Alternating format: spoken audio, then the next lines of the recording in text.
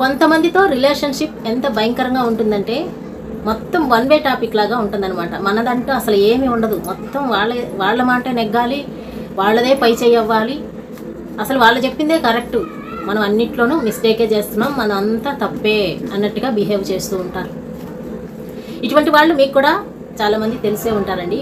ఎప్పటికీ కూడా వాళ్ళు తప్పే చెయ్యము, తప్పు గిప్పు ఎవరైనా చేస్తే అవతలి వాళ్ళు చేస్తారు, కానీ నేను అసలు తప్పు చెయ్యను, నేను అన్నింట్లో కరెక్టు, నేను మాత్రమే గొప్ప అన్న ఒక అభిప్రాయంతో బతికేస్తూ ఉంటారు. ఇటువంటి వాళ్ళకి మనం ఎదురు చెప్పినా సరే ఒప్పుకోరు, ఎటువంటి పరిస్థితిలోనూ మనల్ని అసలు అంగీకరించరు.